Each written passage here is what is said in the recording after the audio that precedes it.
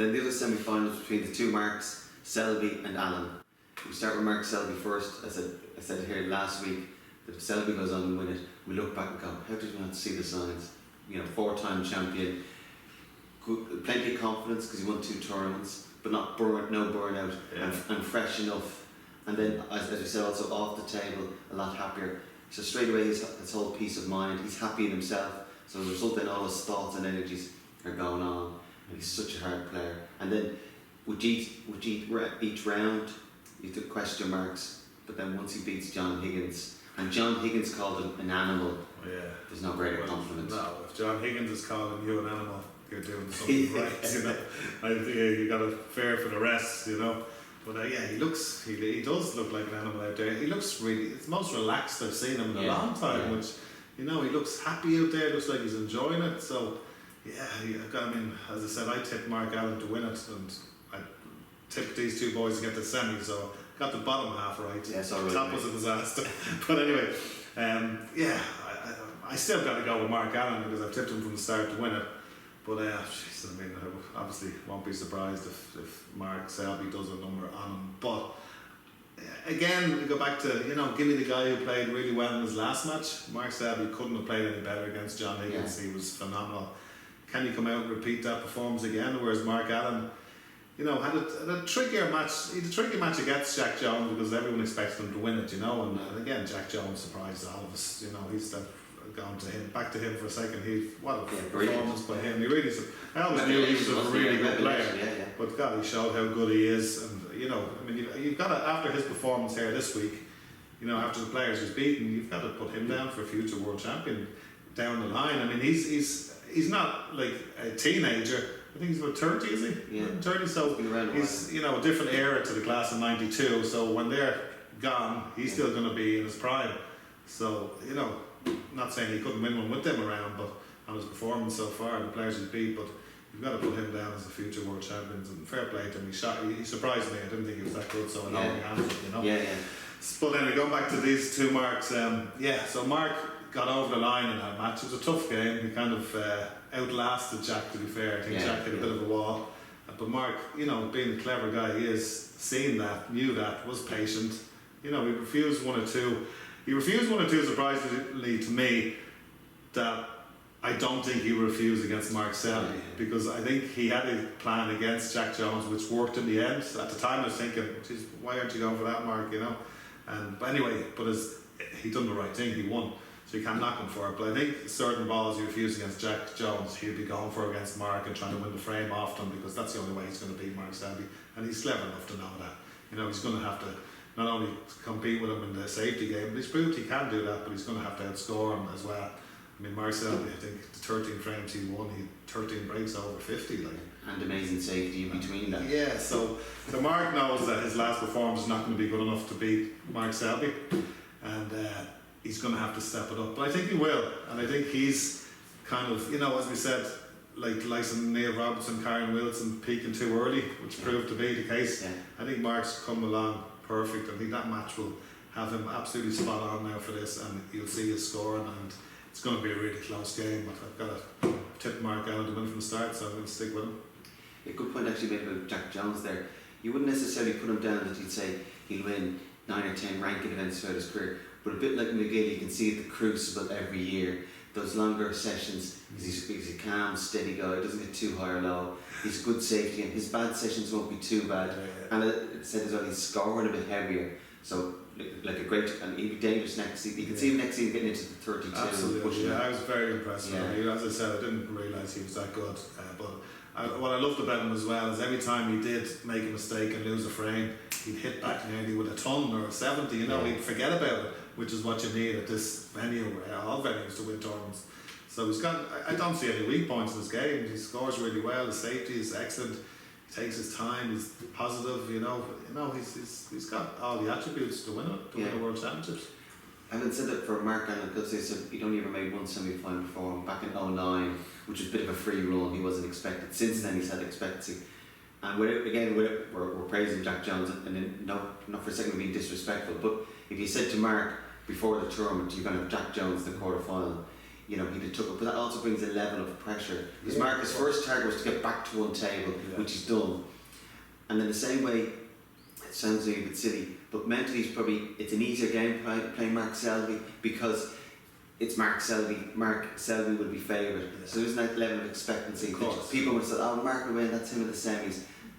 So the Jack Jones on paper was easier, mentally could have been a bit more just, and I said it was up Mark was, I wouldn't say playing not to lose, but just, he didn't take any risk, and why would he? Because he factored in, this is a massive game for Jack, and even if he gets it close, it's going to be tough. Don't give him any easy starters, just make him work for it, you know. Yeah, absolutely. As I said, that's why I can see. I think we started calling him Alan and Selby because he confused everybody. But I think Alan is going to come out more relaxed in this match, even though it's the semi-finals and it's a bigger match. I think he'll be more relaxed, as you said. The pressure's kind of off him now. I think it's gone more on Mark Selby because he's played. John Higgins calling an animal. You have to go on and win the tournament now. Yeah. So I think that's kind of reverse role here. I think there'll be more pressure on Selby. I think Alan is going to come out a lot freer, you know, and I think he's going to score a lot better here. And I think I can see him getting off to a good start, you know, and maybe just holding it all the way against Selby. Yeah, I always found if you played the very top players, mentally it was actually easier. I might sometimes second guess myself or Robert thought playing, we say lower ranked players. Whereas you're playing the very top players, it's simple, just everything's got to be brilliant. Yeah. And out you go and play. Yeah. And if you're not good enough, so be it. But there's no, it's just like safety's got to be brilliant. Yeah. Can you get in first? Do you score? And even if you're ahead, you can't switch off. Again, with Alan, a few years ago, you might have looked at this match and said, over 4 sessions, Selby will just get his claws into him. Yeah. But Mark certainly this last year, so certainly this season, he's added the safety into his game.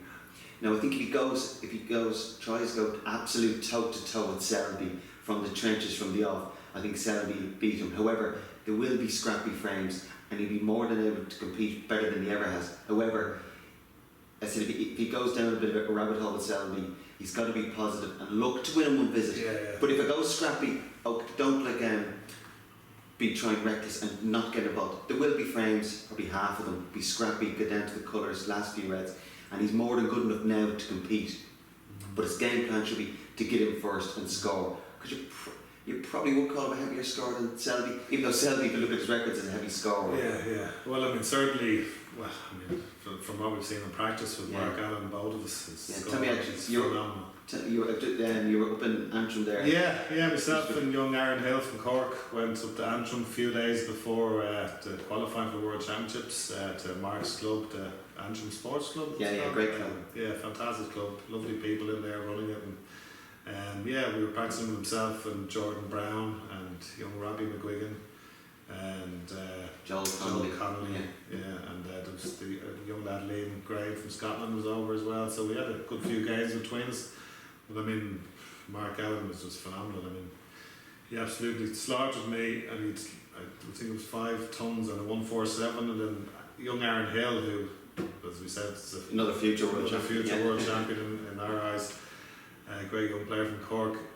He was 8-2 up on Mark with a 4 or 5 tons himself, and Mark ends up coming back and beating him 10-8. And in the 10 frames Mark won, he had 8 centuries. One of them was a 147. So I mean, it's phenomenal scoring. And one of these days, I think Mark is going to do that out in a match, a big match like this. Who knows? It could be the semi-final. And when he does do it, there's going to be a lot of people going, wow, because he has it in him to do it, and I'm sure he will do it one day. Yeah, look, I'm glad you said that because he's hammered me loads of times as well. And actually, I was delighted once when Sean Murphy went up to him as well, and he beat Sean 13-5. And again, you've practiced with Sean. There's no messing, no talking. It's a proper game. He beat him 13-5, 10 centuries, and 2 80s. One of them was 147. The next day, he beat Sean 13-4. He only had 5 centuries and a 148. But it was actually, for me, it was a bit like, oh, thank God, it's not just me. He does that to everybody. And I could give you those stories the last 5 years. So you've seen then how good he was. And again, of all the people I've practiced with, Hendry and his pomp, obviously Ken's been savage sometimes, Higgins, Ronnie, Anthony Hampton I thought was the best I've ever practiced with. But Mark's just like a different level. You came away going, how has he not won world? He'll definitely win a world title. Then you're a bit like, actually that guy could win a few. And again, if he has it in him, and again, this might be the very time to do it because he still hasn't played his very best. No. He certainly is another 10-20% to go, which is the scoring, which you probably have to do. So this will definitely have him mentally switched on. Yeah.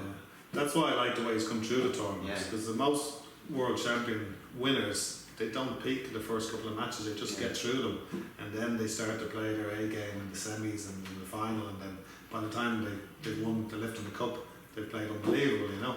Now, listen, Mark Selby, probably the one man that can nearly do it all the way through the tournaments. He's proved before. You know, he just seems to be just like he's a machine himself, you know.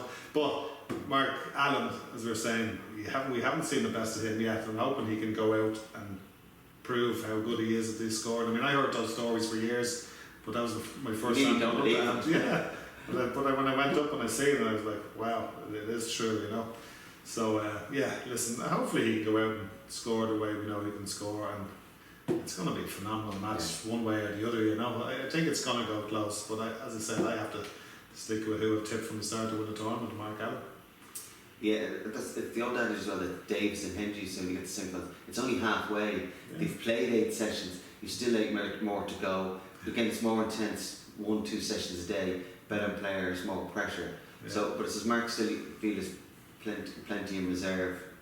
But obviously, I said I'm going to tip. I still have to tip Mark Selby, but I said my ideal final was Mark Allen and Sean Murphy. So I would like Mark Allen to win. But saying that, your fear for Mark Allen is if he's a bad session, a 6-2, 7-1, that say it's a 4-frame gap, you just don't know whether he'd be able to claw that back. No, not against Selby. I don't think so. But I mean, can he beat Selby? Yes. Can he give him a 4-frame lead effectively? I don't think so. I don't think anybody, when Marcus Selby is playing as well as he is, I don't think anybody can give him a 4-frame lead, you know. So I think it is important for Mark Allen to get off to a good start, you know, at least stay level with him at the start. But Mark Allen can be a very good starter sometimes, you know. He said he could just go out there and go boom, boom, boom and go 3 or 4-0 up. And we saw with Mark Selby, he was 4-1 down to Higgins, and he was actually should have been 5-1 down. He missed an easy red and he fluked a red in the middle, and that seemed to change the whole course of the match. You know, so if Mark Allen can get off to a start like that against them, I think he'd be better to maintain that than John Higgins is just at the moment. I just think there's more about Mark Allen at the moment, you know. If he does get in the lead, he can, you know, he can put his foot down, as we showed this year. I mean, he's the best player in the world this year on the rankings, and he's beaten Mark Selby, I think, at least once this year. Anyway, I'm not sure what the head-to-heads are with them. I didn't do my homework, did you? But I wasn't in that day. This is your show. I do know, actually, if he just beats Selby, he becomes the world #1. He does, with Ronnie getting knocked out. But it's going to be interesting for the few days, because of both semi-finals, everything that snooker, if people didn't know what's snooker like, just watch those two, because you're going to get young, attacking, break building, quick play, and then you're going to get other games, of course, with Selby and Mark, there'll be loads of heavy scoring, but you're going to see 15 minutes on the green, you know, 45-minute frames, real tactical, so everything that's involved in the game you're going to see. Yeah, it's going to be fantastic to watch both matches, you know. I mean, I have to say, sometimes I get bored with just watching them knock into centuries. I love those close, comes down to the yellow and the green, you know, and the tactical play, some of the shots, and you're trying to figure out yourself what shot would I play, and then sometimes you see them play a different shot, and then you're either slating them or saying, oh yeah, I didn't see that, you know. So you get to learn, you know. But those tense situations, I think that's what the cruising's all about. Yeah, because people sometimes be bored if like the frame is half an hour, 40 minutes, and too much stick. But if it's played to its very best snooker, it can be boring on the other side, because it's long red 80, next frame long red 10. You go to make a cup of tea and the frame's over. So you need that balance, and if you don't get the balance in one match, you get over the two. You get it's going to be a great mix. The two matches are going to be really, really good to watch. I can't wait to watch them. So Mick has tipped Mark Allen. I tipping Mark Selby. I hope Mark Allen wins. Done. And then. Tip Selby. I hope Mark Allen wins. That's good. That's the truth. Yeah, I'm going to do. I'm going to 2